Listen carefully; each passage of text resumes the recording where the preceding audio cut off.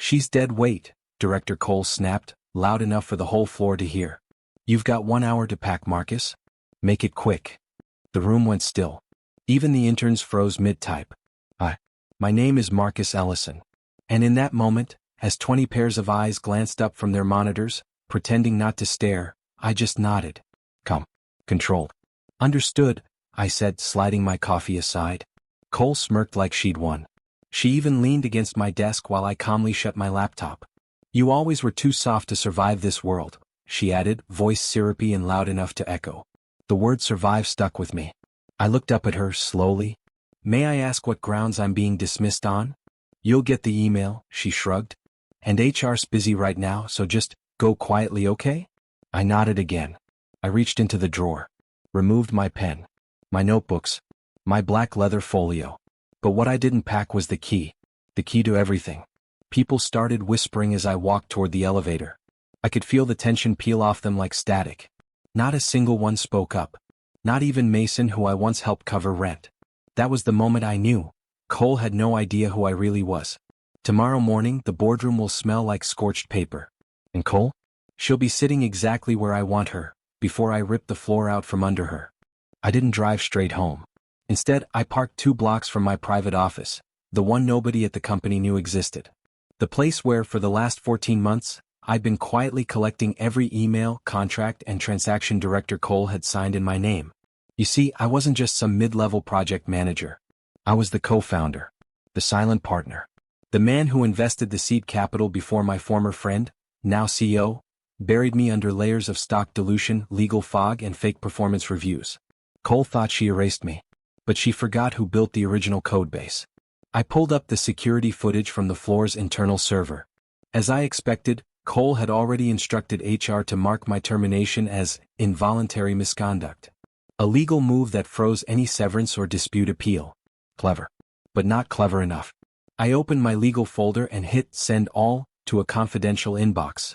One monitored by my attorney and, more importantly, by 2 board members who were already suspicious. The file name was simple.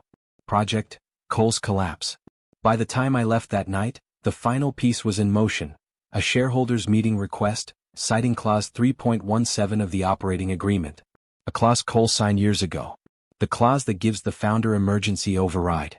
By noon tomorrow, her keycard wouldn't work. And she still had no idea.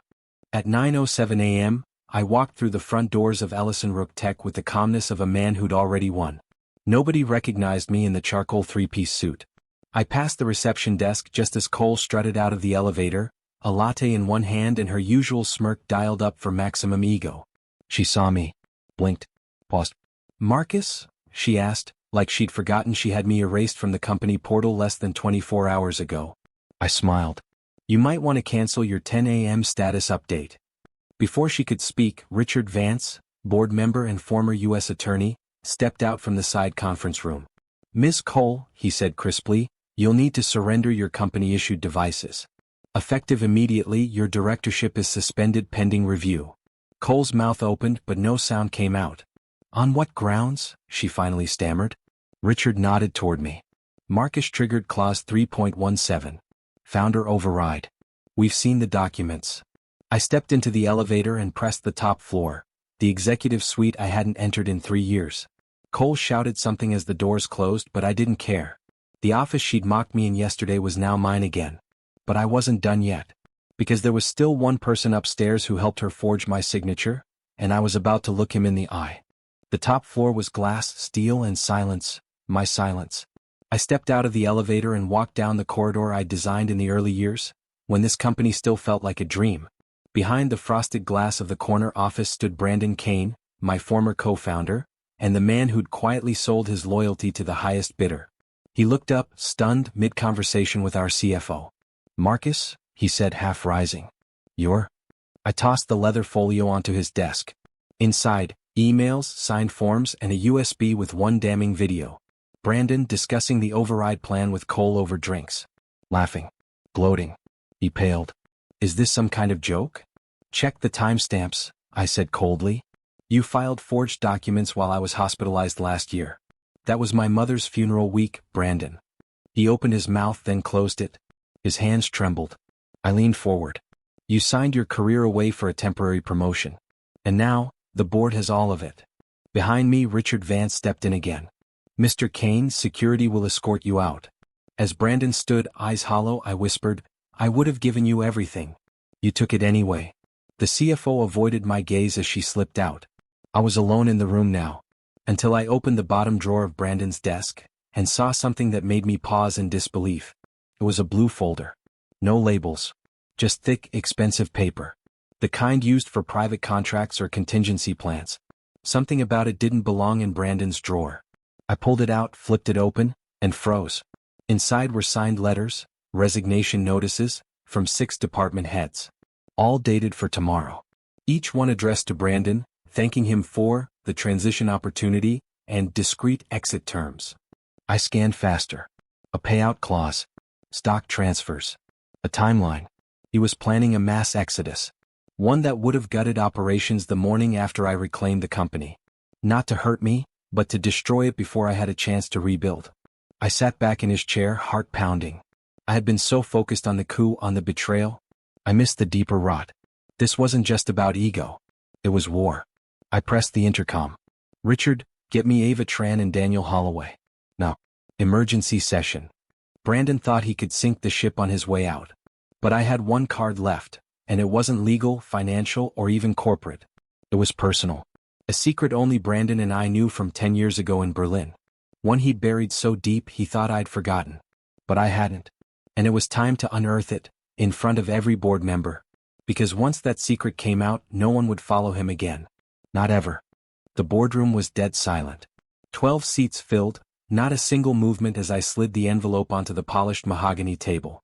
Before we proceed, I said evenly, I'd like to revisit a decision made 10 years ago in Berlin. A very specific acquisition that was shut down, for reasons not recorded in the minutes. Brandon shifted in his chair. Subtle, but I saw it. A flicker of panic. I've retrieved internal emails from that time, I continued, tapping the envelope, and I've also brought copies of witness testimonies, names redacted for now. But they confirm what I remember. The room leaned forward. Brandon, would you like to explain why you accepted a $3.2 million bribe from the CEO of Ortel Systems to kill our merger, and then rerouted the funds through your cousin's shell company? Brandon's voice cracked. That's a lie. I smiled. You're right. It was a lie. One you told the government when they launched their quiet inquiry in 2017. Which you settled, using company shares you weren't authorized to leverage. Ava Tran, the most silent of our senior board, turned toward him. You dragged this company through hell, she said, voice low. And you thought we wouldn't find out. I stood. Brandon Whitmore, as of this moment, you are suspended from all roles pending legal proceedings. He stood too, defiant, until the security guards entered. You can't do this, he snapped. I looked him dead in the eyes. I just did.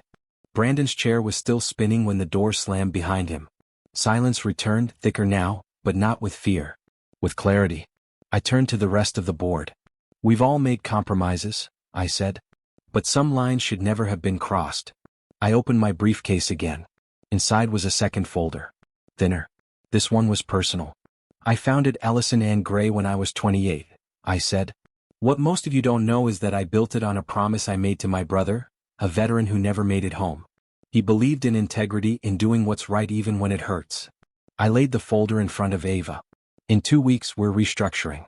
New ethics protocols. Independent oversight. And no more golden parachutes for corruption. She looked at me then nodded. I'll stand by that, she said. So did 2 others. But one man, Dylan Roth, VP of Strategy, didn't flinch. Didn't move. Just stared at the photo in the folder. A still from CCTV footage showing him and Brandon exchanging a manila envelope 3 years ago. I met his eyes. You're next. Don't run. That evening I went back to my apartment. It was quiet. Peaceful. But I knew it wouldn't last. Because the next morning, I'd receive a single message on my personal number from a blocked contact. It read, You really think this is over, Marcus? I stared at the message, the cursor blinking beneath those words. You really think this is over, Marcus? It was Brandon's style, theatrical, desperate. But it wasn't his number. No name. Just the threat. I walked to the balcony. Morning traffic blurred below, unaware that a storm was brewing in the penthouse above. I wasn't scared. I was prepared. I had already arranged the final move. At exactly 10 a.m., the elevator doors opened on the executive floor of Ellison and Gray. Journalists poured out, cameras, mics, flashing lights. At the same time, Ava, now interim CEO, stepped forward with poise. "I'd like to make a statement on behalf of our founder, Marcus Ellison," she began. "Today we are releasing a full internal audit revealing 3 years of embezzlement, abuse of power, and conspiracy by former executive Brandon Chase and his allies. This company belongs to the people who built it, not those who tried to bleed it." The press erupted. Brandon would see it on every channel. So would Dylan. So would everyone who thought I was just a quiet man collecting paychecks and ignoring shadows. They underestimated silence. And silence is where the sharpest revenge takes root. Later that night I received one more message. From Ava. For words only, "It's done. We're clean." I leaned back, letting the peace settle in.